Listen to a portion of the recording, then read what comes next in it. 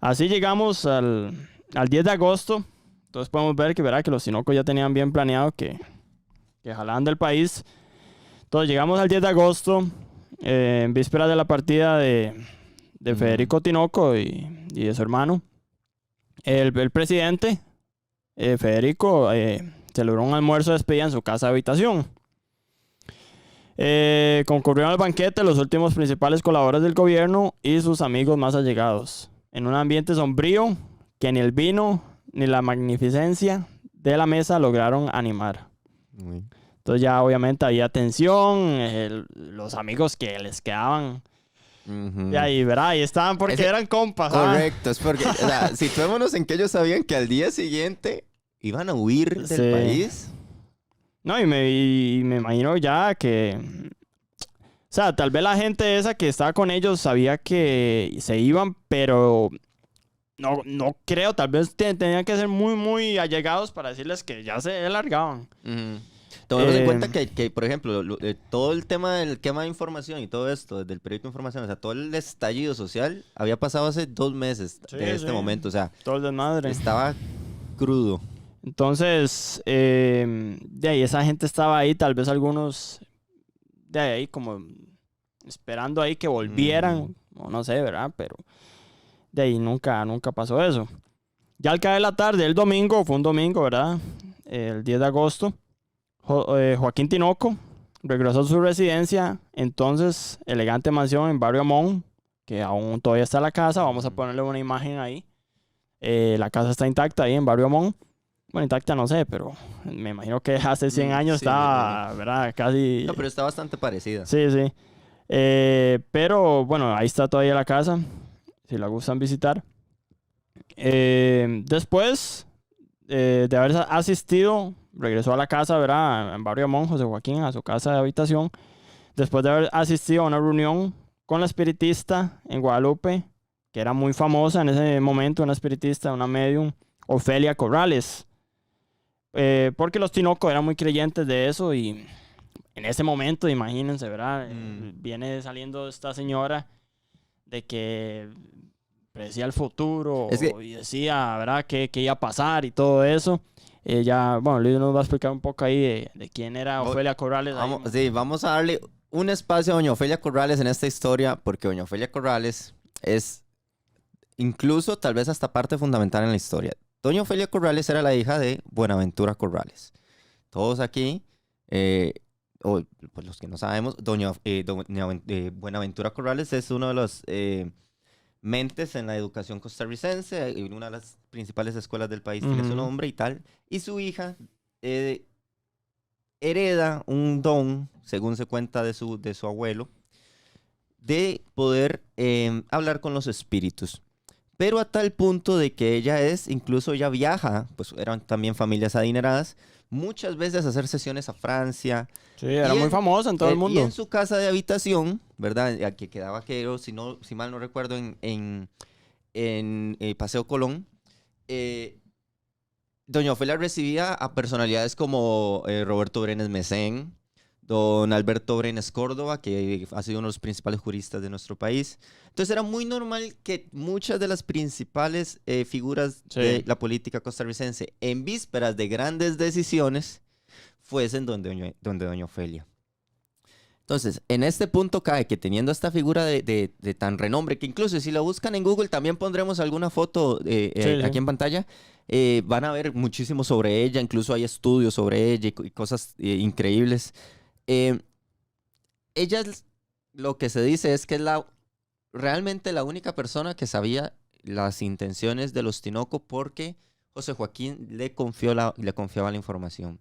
Incluso por mucho tiempo se rumoraba que ella podría haber filtrado esa información para saberlo, pero bueno, al final esas son como ideas, especulaciones, cuestiones que salen. Pero entonces quedamos en que doña Ofelia estamos hablando de que el día antes, o sea, bueno, el día más importante tal vez de la vida de los Tinoco. El mismo día. Él decide ir a visitarla y bueno, saliendo de ahí, continúa la historia. Sí, saliendo de ahí, en ese momento en la Costa Rica, ¿verdad? En 1919, a las 6 de la tarde no había ni una mente en la calle. O sea, de la poca luz que había en ciertas... Algunos ahí, lugarcitos. los postes ahí que habían con luz, los faroles esos.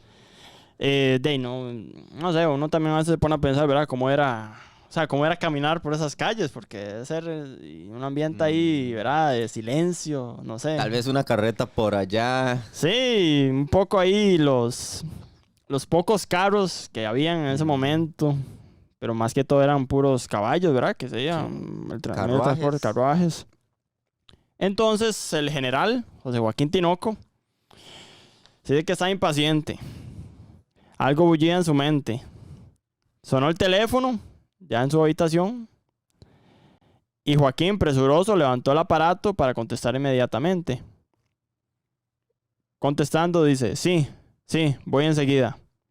Mucho se ha especulado sobre la identidad de esta llamada. O sea, todavía no se sabe quién lo llamó o por qué. Pero se dice, él estaba con los familiares y todo, que él agarró el teléfono y, ¿verdad? Se veía un poco ahí como un poco tenso, no sé. Apresurado, una llamada preocupante. Y bueno, José Joaquín se puso el chacó, tomó el fuente que solía llevar en las manos y salió acompañado de su hijo, quien lo despidió con un beso en la puerta del garaje. Algo debió presentir el niño porque le pidió al tuerto Valverde, detective del gobierno, que estaba en la esquina, que acompañara a su padre. Bueno, ahí podemos ver también que había ahí, me imagino que sí, tenían ahí bueno, que había un detective, ¿verdad? Fuera de la casa, no sé, ¿verdad? Me imagino que tenían su seguridad ahí. Su protección. Pero el general rechazó la compañía diciendo, no, solo voy a adelantarme al encuentro de Moura, que era su chofer. Morúa, perdón. Que no ha de tardar. Prometiendo regresar a comer con su familia.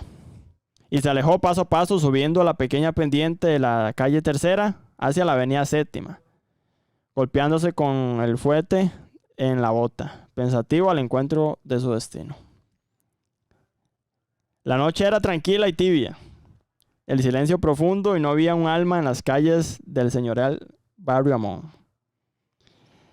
Al desembocar en la esquina, una voz salió del callejón.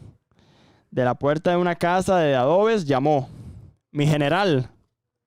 Tinoco apenas tuvo tiempo de volver a ver hacia el desconocido y de llevarse instantáneamente la mano a la altura del revólver cuando estalló el fogonazo de un disparo hecho a bocajarro. La bala le penetró como una pulgada abajo del ojo derecho, la cabeza, Y lo pegó. y a bocajarro. No. Atravesó el cerebro y salió por la parte posterior de la cabeza. La muerte se produjo instantáneamente. O sea, literal alguien salió de una casa o de... Bueno, esas casas antes tenían su entradita así, ¿verdad? Y estaba la puerta. Alguien le salió imagínense eso, oscurísimo, o sea, no se veía nada. Alguien le salió de ahí, lo llamó y me imagino yo así en la pura cara y... Ya estamos. O sea, nada, o sea, le dio en la cabeza y muerto. El asesino huyó corriendo hacia el este por la avenida Séptima. Después de disparar 2 tiros al aire que frenaron a 2 guardaespaldas del general que llegaban precipitadamente después de haber oído el disparo fatal. Eso podemos hablar hay que ver esas calles que tan cerca estaban de la casa, pero eran como 2 o 3 cuadras de donde vivía él, ¿verdad? Que para dónde iba. No sabía para dónde iba, ¿verdad? Sí, todavía es un misterio. Y solo escuchan el balazo, ¿verdad? Escuchan el balazo y es que imagínense eso, todo callado y que se escuche ese balazo ahí. Plomazo. Claro. Después un vecino, don Alberto Aragón, que salió a la acera de su casa al escuchar la detonación, el desconocido le gritó a su carrera: «Se aparta o lo mato». Que era el que se lo topó, el asesino se topó a este vecino. En la esquina de la calle Novena dobló al norte y se lanzó desesperadamente cuesta abajo. Una noticia corrió por la ciudad, de boca en boca, que llenó a muchos de esperanza y a otros de terror. Mataron a Joaquín Tinoco. De hecho... Mucha gente celebrando. Claro, o sea, yo, ¿verdad? Lo volvemos a decir, era un día antes de que se fueran. O sea, el descontento popular tenía que ser máximo. Y de hecho lo trataban con cierto nivel todavía de confidencialidad, porque